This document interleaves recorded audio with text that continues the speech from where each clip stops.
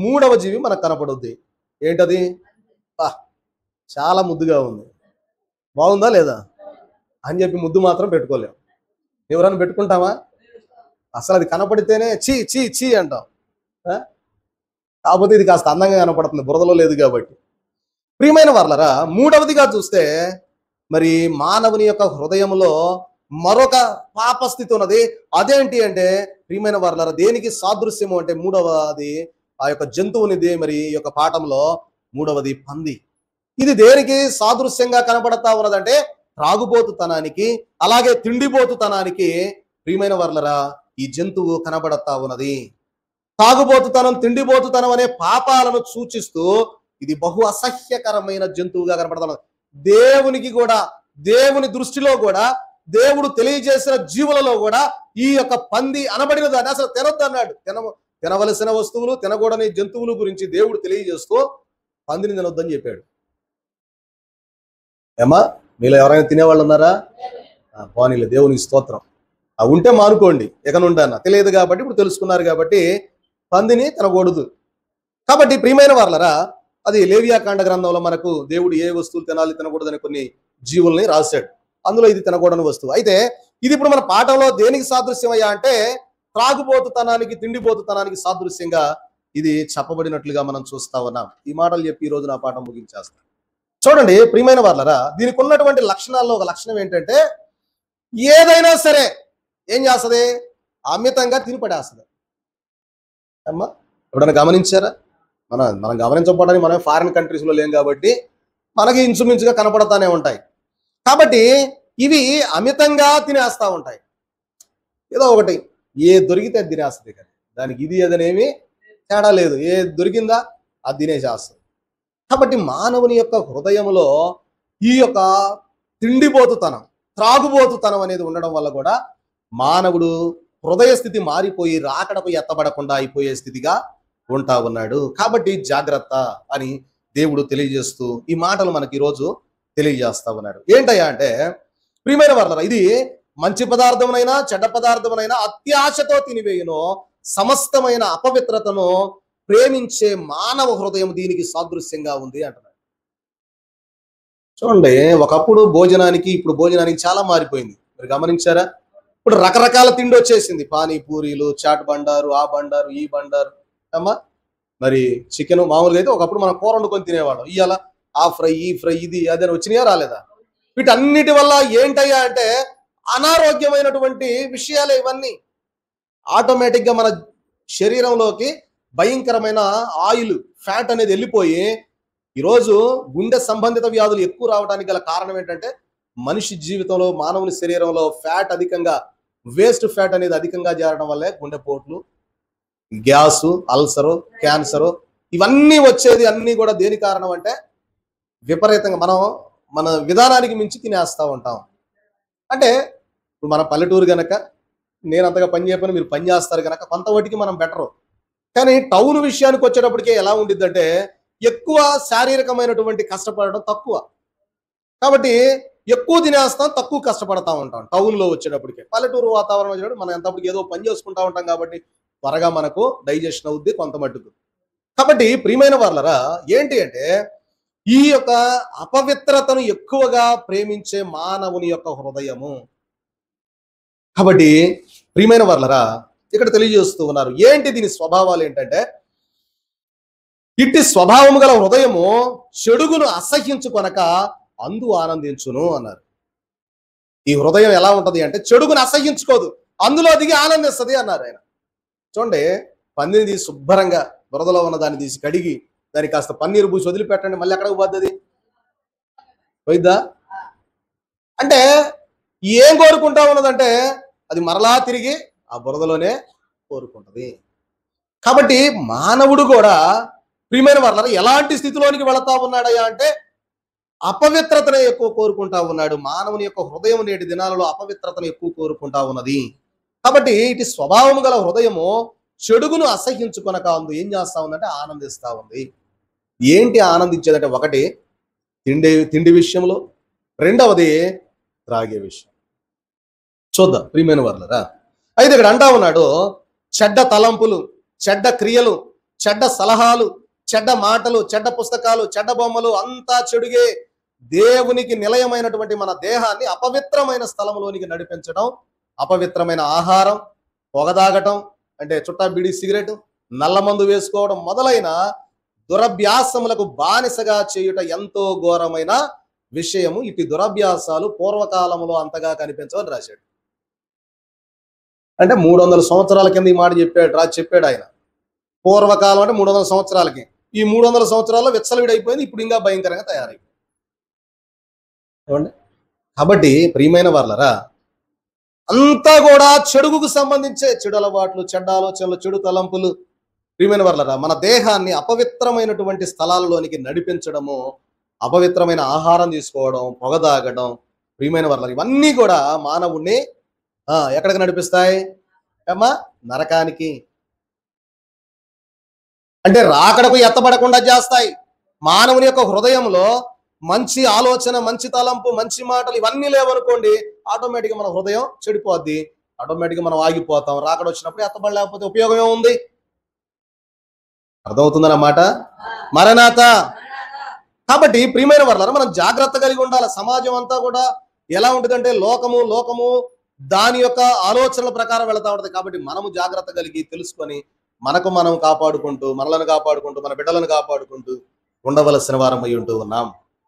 కాబట్టి ప్రియమైన వాళ్ళరా, ఇక్కడ మనం జ్ఞాపకం చేసుకుంటే ఈ యొక్క విధానము, ఈ యొక్క తిండిపోతూ త్రాగుబోతు అనమాట రోజు రోజుకి వృద్ధి పొంది ఇప్పుడు భయంకరమైన స్థితిలోనికి మారిపోయింది. చూడండి, మీకు గుర్తుంటే ఒకప్పుడు మనూళ్ళలో నాకు తెలిసి నేను చిన్నప్పుడు ఎప్పుడో ఒకసారి పండక్కి కోడి కోసుకునేవాళ్ళం. అవునా కాదా? మన ఊళ్ళో లేవు కానీ చికెన్ స్టాల్ చంద్రరాజపాలెం ఇంచుమించు 10-12 కనపడతా ఉన్నాయి. రోజు ఉంటుంది అది చికెన్ కొట్టు. మరి ఈ రోజు ఎందుకు అంతగానం తయారైపోయింది చెప్పండి? అంటే మానవుడు ఏం చేస్తా ఉన్నాడంటే తినడానికి, ప్రియమైన వాళ్ళరా, ఆశపడతా ఉన్నాడు. ఎక్కువ అత్యాశపరుడుగా ఉంటా ఉన్నాం. మనం కూడా అంతే. మనం కూడా ఆరాధన అయిపోగానే చికెన్ కొట్టుకుపోయి చికెన్ తెచ్చుకుంటాం. అంటే ఒకప్పుడు స్థితికి ఇప్పుడున్న స్థితికి, ఒకప్పుడు ఏదైనా ఒక సంక్రాంతి పండగకో, దీపావళి, ఏ దసరా పండగకో మనం ఏం చేసేవాళ్ళం? కోడిని కోసుకొని తినేవాళ్ళం. అంటే అప్పుడు మనందరం ప్రభులో లేం గనక, దసరా పండగ అప్పుడు మన క్రిస్మస్ చేయలేదు గనక ఏ దసరా పండగ, సంక్రాంతి పండగకి కోడిని కోసుకొని తినేవాళ్ళం. ఎప్పుడన్నా ఏట పోతులు కోస్తే అది ఊళ్ళో కోస్తే తినేవాళ్ళం.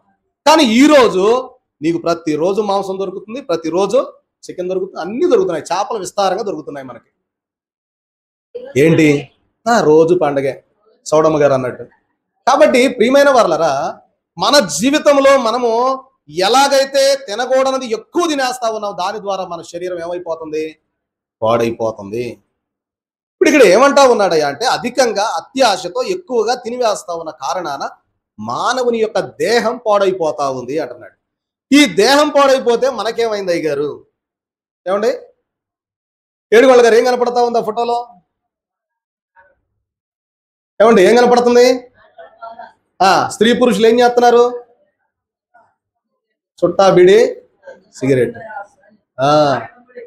అది ఎలమందమ్మ గారు మరణాత జాగ్రత్త. చూడండి ఏం చేస్తా ఉన్నారంటే పొగ తాగుతా ఉన్నారు. అంటే చుట్టా బీడియో సిగరెట్టో తాగుతున్నారు. ప్రియమైన వాళ్ళరా, వీళ్ళు యవనస్తులు తాగుతున్నారు, వృద్ధాప్యంలో ఉన్న వాళ్ళు కూడా తాగుతున్నారు. చూడండి, అంటే ఎందుకు ఈ మాట చెప్తా ఉన్నానంటే దేవుడు దీన్ని ఖండిస్తా ఉన్నాడు. నీ శరీరాన్ని నువ్వు ఏం చేసుకుంటా ఉన్నావంటే పాడు చేసుకుంటా ఉన్నావు.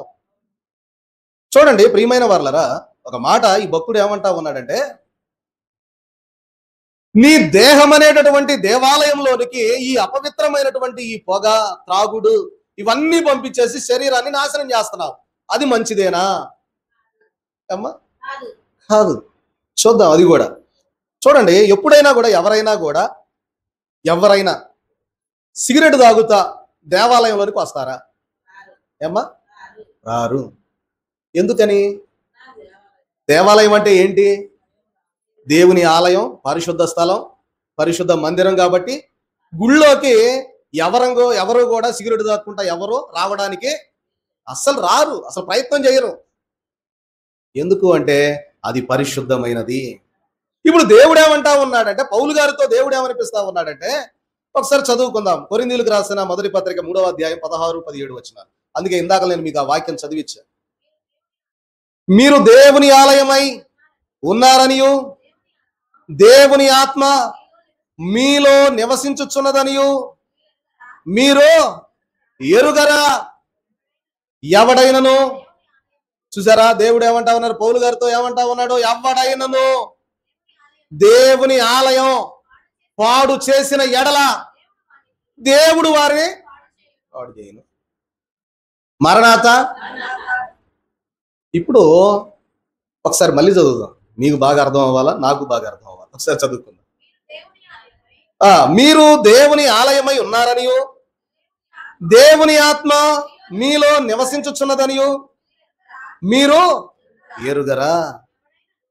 ఏమంటా ఉన్నారంటే మీరు దేవుని ఆలయమై ఉన్నారు. మీరు ఎవరంట ఏమ్మా? ఇప్పుడు ప్రతి ఒక్కడు ఏడుగొండల గారు ఒక ఆలయం, ఎలమందం గారు ఒక ఆలయం, సోడమ్మ గారు ఒక ఆలయం, దైవాత్మక అందరూ ఒక్కొక్కళ్ళు ఒక్కొక్క ఆలయం.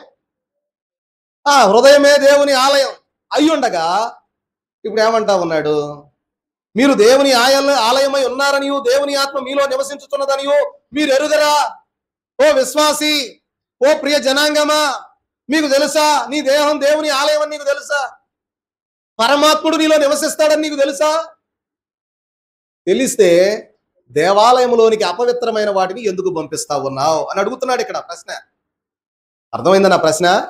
పౌలు గారు వేస్తా ఉన్న ప్రశ్న, ఓ కొరింథీ సంఘమా, లేదా ఓ కందిపాడు బైబిల్ మిషన్ సంఘమా, ఇది నీకు తెలుసా అని అడుగుతున్నాడు పౌలు గారు. ఇప్పుడు ఏమని అంటే, మీరు దేవుని ఆలయమై ఉన్నారని దేవుని ఆత్మ మీలో నివసించుతున్నదని మీరు ఎరుగరా.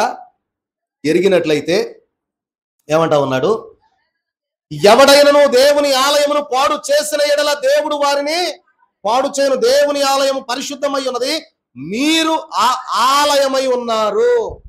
మీరు ఏ ఆలయమై ఉన్నారు?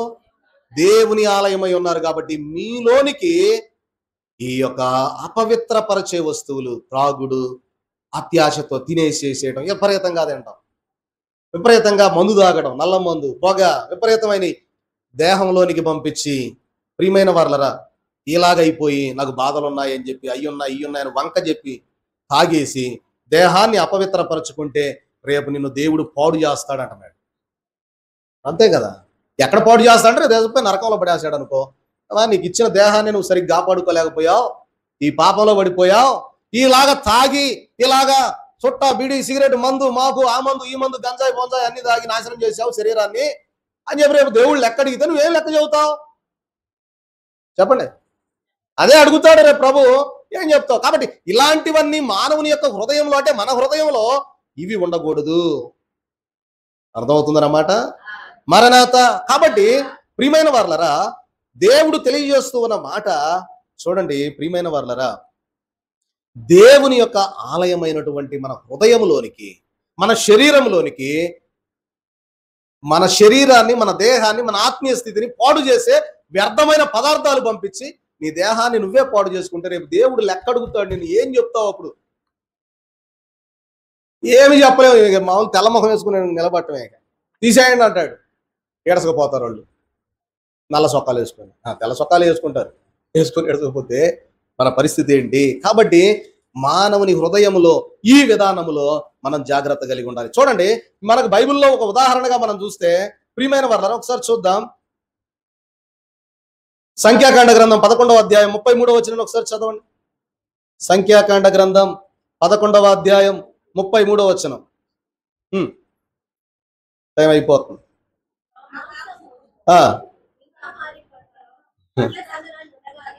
అమ్మా సరిగ్గా చదువు. అంతేనా? మొదటి కాండ నుంచి 33వ వచనం నేను చదువుతా ఉన్నాను మీకు అర్థమయ్యేటట్టు. సంఖ్యాకాండ గ్రంథం 11వ అధ్యాయం 33వ వచనం. ప్రియమైన వారలారా, ఇక్కడ దేవుడు ఏం తెలియజేస్తా ఉన్నాడయ్యా అంటే, ఆ మాంసము ఇంకా వారి పండ్ల సందున నుండగానే అది నమలక మునుపే యెహోవా కోపము జనుల మీద రగులుకొనెను. తిండిపోతుల గురించి చెప్తున్నాడు ఇప్పుడు. తిండిపోతులు అన్నమాట. దేవుడు దాన్ని అసహించుకున్నాడు. ఎందుకు అసహించుకున్నాడు అంటే, దేవునికి ఇలాగ ఉండడం ఇష్టం లేదు. ఎందుకు ఆ మాట అంటా ఉన్నాడంటే, వారు ఏమన్నారంటే, అయ్యా ఎంతకాలం ఈ మన్నా, ఈ ఆహారం ఇది ఎంతకాలం తింటాం? మేము ఆడున్నప్పుడు కీరకాయలు, దోసకాయలు, బీరకాయలు, బూరకాయలు అని మేము చాలా తిన్నాం. శుభ్రంగా మాంసం తినేవాళ్ళం. ఇక్కడికి వచ్చాక అసలు ఏంటయ్యా నోరు సవబడిపోయింది అని చెప్పి అడిగారు వీళ్ళు. ఎవరు వీళ్ళు? ఇశ్రాయేలీలు. అడిగితే దేవుడు అన్నాడు మోషే గారితో, సరే రేపు పొద్దున్నే అన్ని ఏర్పాటు చేస్తాలే కానీ అన్నాడు. ఎప్పుడైతే ఆ పూరేడులు ఆ పాళెంలో, ఇశ్రాయేలీల పాళెంలో దిగాయో, ఇక వండుకోవటం ఏం లేదు, డైరెక్ట్ గా అసలు పీక్ అవతల పడేస్తున్నారంట. చూడండి, ఇంత భయంకరమైన తిండిబోతుల విషయం గురించి దేవుడు అసహ్యించుకుంటున్నాడు. ఎలా తిన్నారంటే, వాళ్ళు తింటా ఉంటే ముక్కుల్లో నుండి కూడా బయటకు వచ్చేటట్టు తింటున్నారంట. అమ్మా ఎవరైనా తిన్నారు ఎప్పుడన్నా ముక్కుల్లో నుండి బయటకు వచ్చేటట్టు? మనం మామూలుగా లోపలికే తింటాం. కానీ వీళ్ళ పరిస్థితి ఎలా ఉందంటే, అంత అమితంగా అలా తింటా తింటా ఉండగానే దేవుని ఉగ్రత చూశారు అక్కడ వెనక ప్రభు ఫోటో వెనక ఆయన కోపం రగులుకొని మొత్తాన్ని వేసాడు. అసలు ఇంత తిండిపోతుల్లాగా తయారయ్యారు. వాస్తవంగా ఏం చేయాలంటే, ముందు దాన్ని కొయ్యాల, రక్తం బయటికి పోవాలా. దేవుడు అక్కడ ఊరుకోలా. రక్తం బయటికి వెళ్ళిన తర్వాత నువ్వు ఆ మాంసాన్ని తినాలా. వీళ్ళు అసలు అదేం లేదు, ఇక పెట్ట తలకాయ పట్టుకొని పీక్ అవతల పడేశారు. ఇక ఆ రక్తాన్ని కూడా, రక్తము ప్రాణము కాబట్టి రక్తాన్ని బయట ఒలికించి మాంసాన్ని తినాలి. అది నిబంధన. రక్తాన్ని తినకూడదు.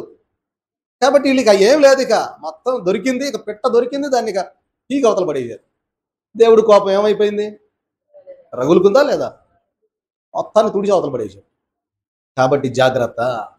చూడండి, మన జీవితాలలో కూడా మనము కూడా అంత అమితంగా, అంత ఇదిగా, అంత కక్కుర్తిగా, అంత భయంకరమైన తిండి మనం తినకూడదు. తింటే దేవుడు చూస్తే ఊరుకోడు. చూస్తాడు, చూడకుండా ఉంటాడా? ఏమ్మా దేవుడు చూడకుండా ఉండేవాడా? దేవుడి కన్ను ప్రపంచమంతా, సర్వ సృష్టి అయిన కన్ను వ్యాపించి ఉన్నది. కాబట్టి మనము జాగ్రత్త కలిగి ఉండాలి.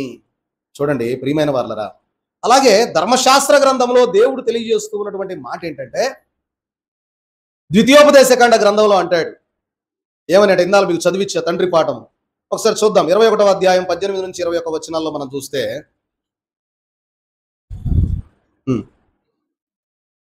చదువుతారా? త్రాగుబోతులను చదవండి.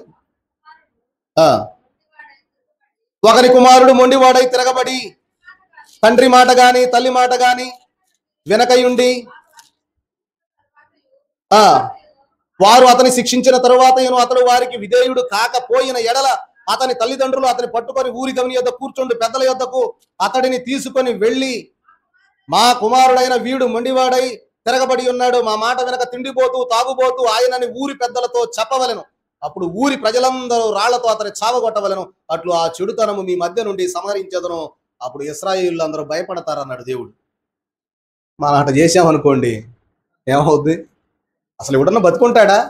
ఇట చేయటం మొదలు పెడితే బతుకుంటాం మానవుడు కష్టం. అందుకే దేవుడు మనసు మార్చుకున్నాడు. అమ్మా ఇప్పుడు ఇందులో ఉన్న మాట ప్రకారం చదివితే, ఒక కుమారుడు మొండివాడై తిరగబడి తండ్రి మాట తల్లి మాట వినని. ఇలా తల్లిదండ్రుల మాట వినేవాళ్ళు ఎంతమంది ఉన్నారు? మీరే చెప్పండి. పోనీ మన కుటుంబాల్లోనే తీసుకుందాం, బయటకు వద్దు అసలు. మన కుటుంబాల్లోనే తల్లిదండ్రుల మాట విని ఉండేవాళ్ళు ఎంతమంది ఉన్నారు? కాబట్టి గమనించండి, ఎందుకు ఈ మాట దేవుడు రాయిస్తా ఉన్నాడు, ఎందుకు మళ్ళీ మనసు మార్చుకున్నాడంటే, ఈ రీతిగా చూస్తే అసలు ఒక్కడు కూడా కనపడ్డు సామాన్యంగా. కాబట్టి ప్రియమైన వాళ్ళరా, అందుకని దేవుడు తన మనసు మార్చుకొని మరలా కొంత సమయం ఇచ్చాడు గనక, చూడండి ఇక్కడ అంటూ ఉన్నాడు, మొండివాడై తిరగబడి తండ్రి మాట గాని తల్లి మాట గాని వెనకయుండి వారు అతన్ని శిక్షించిన తర్వాత కూడా, మొదట తల్లిదండ్రులు శిక్షిస్తారు, ఏం తండ్రి నువ్వు చేసేట్రా అని చెప్పి 4 వేస్తారు. వేసినాక కూడా వాడు ఇంకా మాట అంటలేదు, ఇంకా తాగుబోతుగా ఉంటున్నాడు, ఇంకా తిరుగుబోతుగా ఉంటున్నాడు, ఇంకా చేస్తా ఉన్నాడు. అటువంటి వాడిని, అయ్యా వీడు మా వల్ల కాదయ్యా అని చెప్పి ఊరి పెద్దల దగ్గర తీసుకెళ్ళి, వీడిట తాగుతున్నాడు, వీడిట చేస్తున్నాడు, మేము ఏం చేయలేమయ్యా అని చెప్పి ధర్మశాస్త్రం ప్రకారం వాడిని పెద్దలకు అప్పగిస్తే, ఎరా ఏంటి పని? ఊళ్ళో జనాలందరిని పిలిపించి అందరికి తల ఒక రాయిచ్చి కొట్టనట. కొడితే ఏమవుతాడు? చచ్చిపోతాడు. కాబట్టి ప్రియమైన వాళ్ళరా, కాబట్టి త్రాగటం అనేది చూస్తే సామెతల గ్రంథంలో కూడా సామెతల గ్రంథం 23:21 ముగిస్తున్నా, అయిపోయింది సమయం. మీ మీ సిగ్నల్స్ నాకు అర్థమవుతున్నాయి.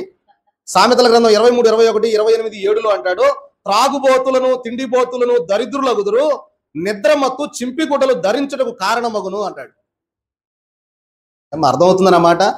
మరణాత మంచిది. కాబట్టి త్రాగుబోతులు తిండిబోతులు ఏమవుతారంట? దరిద్రులగుదురు, నిద్రమత్తు చింపిగుడ్డలు ధరించుటకు కారణమగును. కాబట్టి 28:7 అంటాడు, తొంటరుల సహవాసము చేయువాడు తన తండ్రికి అపకీర్తి తెచ్చును. తొంటరులు అంటే ప్రియమైన వర్లరా ఇంకా రకరకాల అర్థాలు ఉన్నాయి, మరి ఇప్పుడు సమయం లేదు గనక ప్రియమైన వర్లరా గమనించండి. యేసుక్రీస్తు ప్రభు వారు కూడా ఒక ఉపమానంలో చెప్తారు. ఏమని అంటే, చివరిగా చూపించేసి నా మాటలు ముగిస్తే సమయం అయిపోయింది. చూడండి, ఈ పటంలో మీకు కనపడతా ఉన్నటువంటి స్థితి లూకాసు వార్త 16వ అధ్యాయము 19 నుంచి 31 వచనాలలో ఒక ఉపమానం ప్రభు వారు తెలియజేస్తారు. ఏంటి అంటే, ఈ ఉపమానంలో ఒక ధనవంతుడు ఉన్నాడు, ఒక దరిద్రుడు ఉన్నాడు. ధనవంతుడు దరిద్రుడు ఈ యొక్క కథలో ధనవంతుడి యొక్క స్థితిగతిని గురించి తెలియజేస్తూ, ధనవంతుడు చనిపోయాడు, దరిద్రుడు చనిపోయాడు. ధనవంతుడు దేశపోవడానికి ఎవరు వచ్చారు, దరిద్రుడు దేశపోవడానికి ఎవరు వచ్చారు? ఏంటి సంగతి అంటే, ధనవంతుడు తాను జీవించినంత కాలం హాయిగా తాగుతున్నాడు, తింటున్నాడు, అయిపోయింది. తాగుబోతు తిరుగుబోతు తిండిబోతుగా ఉంటే పరలోక రాజ్యంలో నీకు ప్రవేశం లేదు అంటా ఉన్నాడు బైబిల్ ప్రకారంగా. ప్రియమైన వర్లరు తెలియజేస్తూ అన్న మాట, ధనవంతుడు చనిపోతే ఎవరు వచ్చారు? సాతాను దూతలు వచ్చాయి. అక్కడ ఏం కనపడతా ఉంది? దేవదూతలు వచ్చి ప్రియమైన వర్లరా అతన్ని తీసుకెళ్లి ఎక్కడ అప్పగిచ్చారు అంటే నరకాగ్నిలో వేసినట్టుగా ప్రభువు చెప్పినటువంటి ఉపమానంలో మనకు కనబడతా ఉంది. అలాగే అతడు ఆ యొక్క దరిద్రుడు చనిపోయినప్పుడు దేవదూతలు వచ్చి అతని దేహాన్ని తీసుకొని వెళితే అతడు ఎక్కడ ఉన్నాడు అంటే అబ్రహాము రొమ్మున ఆనుకున్నాడు. అంటే ప్రియమైన వర్లరా మన జీవితాలలో కూడా ఏం తెలియజేస్తా ఉన్నాడు ప్రభు అంటే, నీవు త్రాగుబోతుగా తిండిబోతుగా నీవు ఉన్నావా? నీ జీవితంలో నీవు ఎలా అయిపోతావంటే నరకాగ్నిలోనికి పడవేసేవాడుగా అవుతావేమో. ఇప్పటి నుంచి జాగ్రత్తగా ఉండు అని ఈ పాఠం మనలను హెచ్చరిస్తా ఉన్నది. ఇంకా ఇందులోని చాలా పాఠం ఉంది. సరే, అయినా చివరిగా ముగించేస్తా ఉన్నాను. ఏంటి అంటే ప్రియమైన వర్లరా, సరే రెఫరెన్స్లు రాసుకోండి, చాలా ఉన్నాయి. సామెతల గ్రంథం 20వ అధ్యాయం 1వ వచనంలో ఏమంటారు అంటే, ద్రాక్షారసము వెక్కిరింతల పాలు చెయ్యును, మద్యము అల్లరి పుట్టించును, దాని వశమైన వారందరూ జ్ఞానము లేనివారు అంటాడు. ఈ సామెతల గ్రంథం రాసిన సొలొమోను గారు అంటూ ఉన్న మాట ఏంటంటే, ద్రాక్షారసం ఏం చేస్తుందంట? వెక్కిరింతల పాలు చేస్తుంది. చూడండి, ఎవరైనా మందు దాగి వెళతా ఉంటే వాళ్ళని ఎవరైనా పెద్దగా గౌరవిస్తారా? గౌరవించరు. కాబట్టి వెక్కిరింతల పాలు చేస్తుంది మందు అనేది, జాగ్రత్త. కాబట్టి ప్రియమైన వర్లరా మద్యం ఏం చేస్తుంది అంటే అల్లరి పుట్టేస్తుంది. ఏదో ఒకటి అంటాడు తాగి, ఈ యువతలో ఉన్నోడి కోపం వచ్చింది అనుకోండి, వాళ్ళిద్దరు ఏమవుద్ది, అక్కడ గొడవ అనేది ప్రారంభం అవుద్ది. కాబట్టి అది అల్లరి పుట్టేస్తుంది, నిన్ను అసభ్యకరంగా చేస్తుంది, సమాజంలో పేరు లేకుండా చేస్తుంది. వాడు తాగుబోతుడండి అంటారా లేదా? అంటారు. లోకంలో అనే మాట అదే. మనమైనా అంటాం, జనాలైనా అంటారు, వాళ్ళేంటి తాగుబోతుడు, తెలియదులేండి పానీయండి అంటుంటారు. దేవుడు తెలియజేస్తూ ఉన్న మాట సామెతల గ్రంథం ద్వారా మనకు అంటూ ఉన్నాడు, వెక్కిరింతల పాలు చేస్తుంది, అల్లరి పుట్టేస్తుంది, దాని వశమైన వారందరూ జ్ఞానం లేకుండా అయిపోతారు అంటారు. కాబట్టి ఈ విషయాల్లో మనం జాగ్రత్త కలిగి ఉండాలి. అలాగుననే యెషయా గ్రంథం 5:22లో కూడా అంటాడు, ప్రియమైన వర్లరా మరొక మాట, హబకుకు గ్రంథము 2:15లో కూడా, తమ పొరుగు వారి మౌనము చూడవలెనని ఘోరమైన ఉగ్రతను కలిపి వారికి త్రాగనిచ్చి వారిని మత్తులుగా చేయి వారికి శ్రమ అంటాడు హబకుకు గ్రంథంలో. కొంతమంది ఏం చేస్తారంటే వాడిని ఏదో రకంగా మందులో దించి, అదే రాశాడు హబకుకు గ్రంథం 2:15లో అంటాడు, తమ పొరుగు వారి యొక్క మౌనము చూడవలెనని ఘోరమైన ఉగ్రతను కలిపి వారికి త్రాగనిచ్చి వారిని మత్తులుగా చేస్తారు. అసలు ఈ మౌనం ఎంత ఉందో చూద్దాం. వాడికి కాస్త మందు పోచు అంటారు, వాడు మౌనంగా ఉంటాడు, ఎగిరిగిరి పడతాడు. తాగినోడు ఏం చేస్తాడు? అసలు మామూలుగా మరి చెప్తా ఉంటారుగా, రెండో మనిషి వచ్చేస్తాడంట ఆయనలోకి, త్రాగిన వ్యక్తిలోకి.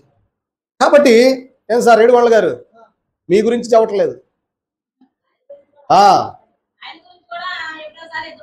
కాబట్టి ప్రియమైన వాళ్ళరా మరి అది తెలుసుకోండి. మరి సార్ మీకోసమే చెబుతున్నాను అనుకోబాకండి, అందరి కోసం. చూడండి, కొరింథీ పత్రిక 6:9-10లో కూడా అంటాడు, మొదటి కొరింథీ, మోసపోకుడి, జారులైన, విగ్రహారాధికులైన, వ్యభిచారులైన, ఆడంగి ధర్మ గలవారు, దొంగలైన, లోబులైన, త్రాగుబోతులైన, దోషకులైన, దోచుకొని వారైన దేవుని రాజ్యమునకు వారసులు కానేరరు అని తేల్చిపడేశాడు పౌలు గారికి. ఏముంది, అయిపోయింది ఇక ముగింపు. ఈ పౌలు గారు అన్న మాట ఏంది? మోసపోకుడి, జారులైన, విగ్రహారాధికులైన, వ్యభిచారులైన, ఆడంగితనం గలవారైన, దొంగలైన, లోబులైన, త్రాగుబోతులైన, దోషకులైన, దోచుకునేవారైన దేవుని రాజ్యంలోనికి వారసులు కానేరరు. కాబట్టి జాగ్రత్త.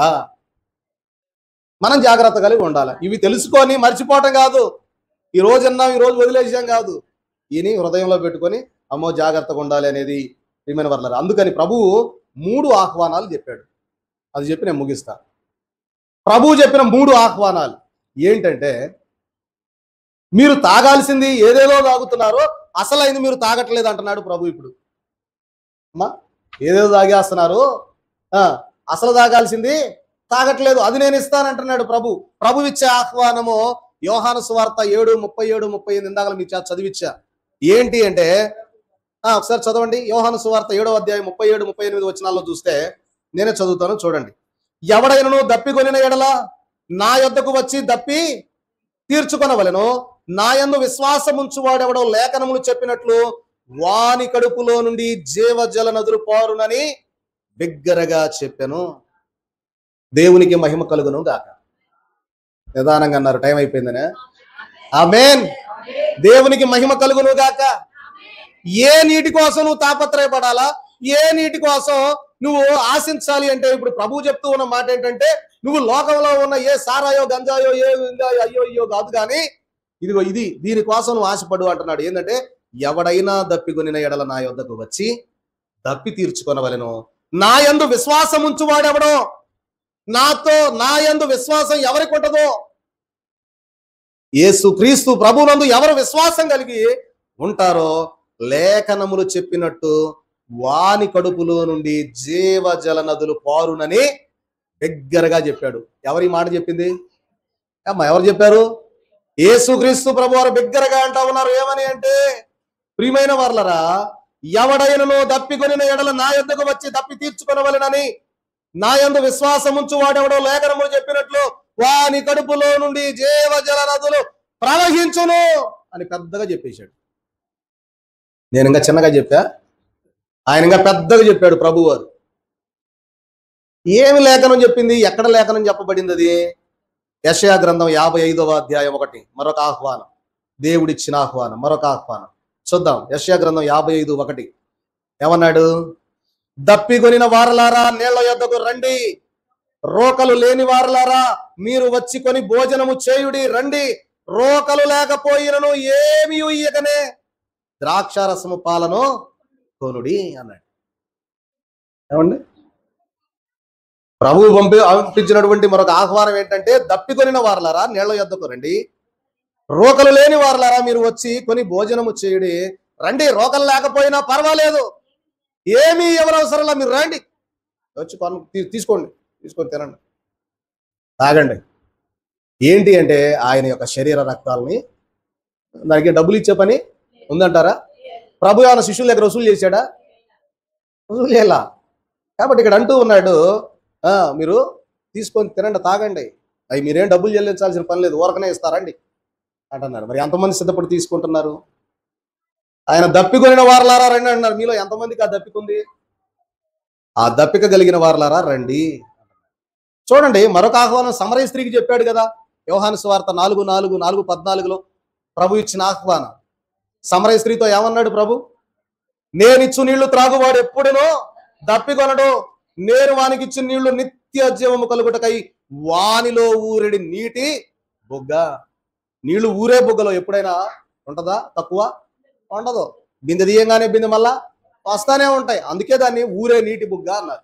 కాబట్టి ఇప్పుడు ప్రభు అంటా ఉన్నాడు, నేనిచ్చు నీళ్లు త్రాగువాడు ఇక ఎన్నడూ కూడా దప్పికొనడు. ఈ నీళ్లు ఏదో వరకు నీ గొంతు తడుపుకోవడానికి కాదు, నీకు రేపు నిత్య జీవం ఇవ్వడానికి ఉపయోగపడే నీళ్లు నేను నీకు ఇస్తాను, రండి అని ఇప్పుడు ప్రభు ఆహ్వానిస్తున్నాడు మనల్ని. ఆ తిండి, ఆ పత్తి కట్టె, అది ఇది తినమాకు, అడ్డమైన గడ్డి తినమాకు, అడ్డమైన తాగమాకు, ఇదిగో నేను ఇచ్చే ఉన్నాయి రా, ఈ తాగితే ఎక్కడికి వెళ్తావు? ఎంతమందికి నీళ్లు కావాలి? మరి అందరికి కావాలా? కాబట్టి అందుకే ప్రభు అంటా ఉన్నాడు, నేనిచ్చు నీళ్లు త్రాగువాడు ఎప్పుడో దప్పికొనడు. ఏమంటా ఉన్నారు? ఆ నీళ్లు నిత్య జీవము కలుగుటకై వానిలో ఊరేడి నీటి బుగ్గగా ఉండును అన్నాడు. ఉండును, నీలోనే ఉండును. కాబట్టి నేను ఇచ్చే నీళ్లు త్రాగండి అని ప్రభు సమరయ స్త్రీతో చెప్పినటువంటి మాట, చెప్పిన ఆహ్వానం, 3 ఆహ్వానాలు ప్రభు మనకు చెప్పాడు.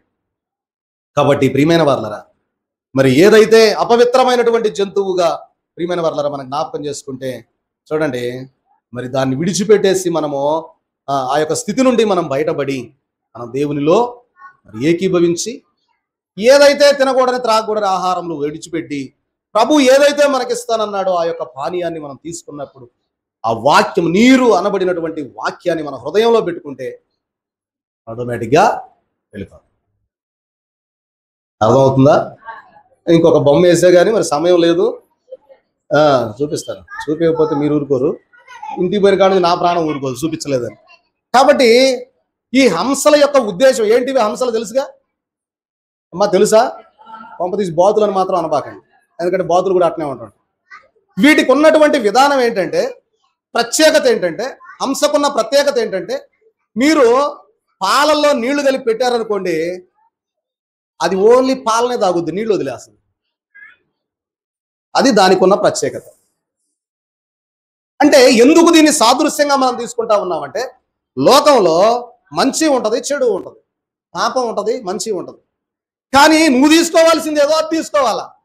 దైవజనులు అన్నారు ప్రతి మత గ్రంథంలో కూడా మంచి ఉంది, ప్రతి మత గ్రంథంలో మంచి ఉంది. ప్రియమైన వారు మంచిని ఆస్వాదించండి, మంచిని తీసుకోండి, మంచిదేగా అమ్మా. మందు తాగొద్దని చెబుతున్నాడు ఏ గ్రంథంలోనైనా, ఆ మందు తాగడం చెప్పడం మంచిదేగా. మందు తాగొద్దు అంటున్నావు అని అంటే, మందు తాగి నీ ఆరోగ్యం పాడైంది, నువ్వు రేపు ఎత్తబడవు బాబు అని చెప్తే నువ్వు మందు తాగొద్దు అంటున్నావు కనుక తప్పు చెబుతున్నావు అంటే అది కుదరదు. ఏ మత గ్రంథంలోనైనా మంచిని తీసుకోండి అబ్బాయి అన్నారు.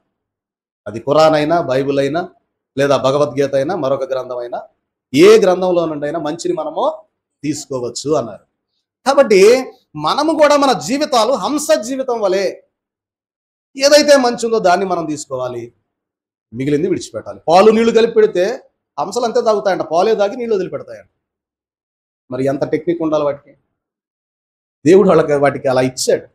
అలాగే మనం మన ఆత్మీయ జీవితంలో మంచిని ఆస్వాదించి తీసుకొని చెడును విడిచిపెట్టే వారముగా ఉండి ప్రియమైన వారలారా, ఇట్టి స్థితిగతుల ద్వారా మన యొక్క హృదయాన్ని సరిచేసుకొని ఆయన మహిమరా అక్కడకు ఆయత్తపడగలిగే కృప చేరి వచ్చినటువంటి మన ఎల్లరకు ఈ రాకడ మాసంలో ప్రభు దయచేయును గాక. ఆమేన్.